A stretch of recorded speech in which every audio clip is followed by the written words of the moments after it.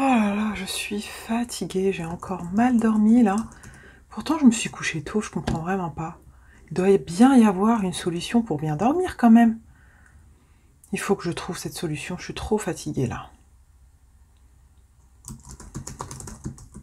6 clés pour un sommeil réparateur. Hello, j'espère que vous êtes en pleine forme. Ici Soraya Oulepsir, sophro-coach bien-être et formatrice experte stress et burn-out. Je vous accompagne pour faire pétiller votre quotidien en vous libérant du stress, de l'épuisement physique, mental et émotionnel. Je vous aide à retrouver la joie de vivre, la paix intérieure, du sens dans votre vie. Je vous apprends à vous connaître pour vous épanouir et vous sentir bien dans vos baskets. On ne cesse de nous répéter qu'un sommeil de qualité est très important pour être en forme et en bonne santé. Mais même si cette information est connue du grand public, concrètement, comment fait-on pour mettre toutes les chances de notre côté afin de favoriser un sommeil réparateur? Si la réponse à cette question vous intéresse, restez avec moi, je vous dis tout sur le sommeil dans cette vidéo. Avant tout, si c'est votre premier passage par ici, bienvenue. Je vous invite à vous abonner, à activer la petite cloche pour recevoir une notification dès que je poste une nouvelle vidéo. Vous pouvez évaluer votre niveau de stress à l'aide du quiz dont vous trouverez le lien dans le descriptif sous cette vidéo. Et pour plus de contenu, rejoignez-moi sur mon compte Instagram Soraya Oulepsir. Les mamans sont les plus touchées par le manque de sommeil. Je le sais par expérience personnelle parce que je suis maman et professionnelle parce que de nombreuses femmes me consultent pour retrouver un sommeil réparateur.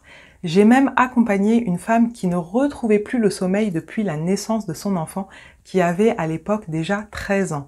Autant vous dire qu'elle était exténuée mais heureusement avec un accompagnement adéquat, elle dort très bien aujourd'hui. Donc l'intention de cette vidéo est de vous transmettre des clés simples à mettre en œuvre pour un meilleur sommeil. Avant de vous transmettre ces clés, un peu de théorie. Lorsqu'on s'endort, nous passons d'un sommeil léger à un sommeil profond en l'espace d'environ 20 minutes. Cette première phase de sommeil profond dure à peu près 90 minutes pour passer ensuite en sommeil paradoxal et pendant la nuit, nous avons en fonction de chacun 4 à 6 cycles de sommeil d'1 heure et demie. Dans la première partie de la nuit, nous allons surtout avoir un sommeil profond et dans la seconde partie, un sommeil paradoxal et léger. C'est donc pour cela que si vous êtes stressé ou angoissé, vous vous réveillez pendant cette seconde partie de la nuit, en général à partir de 2 heures du matin, en fonction de l'heure à laquelle vous vous êtes couché. Mais que se passe-t-il pendant notre sommeil? Eh bien, plein de choses. Pendant notre sommeil, nos cellules se régénèrent. Nous rechargeons nos batteries d'énergie, nos neurones se nettoient, nous consolidons nos apprentissages et préparons notre mémoire. Et plus globalement, le sommeil permet de réguler notre rythme cardiaque en ralentissant notre cœur pour le mettre au repos et par ricochet nous permettre de nous reposer. Alors comment favoriser un sommeil de qualité, un sommeil réparateur? La première clé est la régularité dans les horaires du coucher, mais aussi du lever. Le fait de dormir à des horaires irréguliers dérègle votre horloge biologique, ce qui vous épuise et peut être aussi la cause d'une fatigue chronique. On observe notamment ce dérèglement chez les mamans qui se lèvent plusieurs fois dans la nuit pour s'occuper de leur bébé.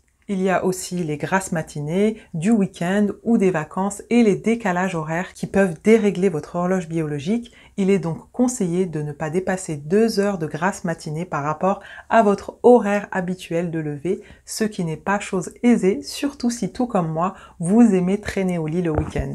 La deuxième chose est d'avoir un rituel du coucher. 1 heure avant votre coucher, éteignez tous vos écrans et évitez toute stimulation comme par exemple lire un dossier professionnel.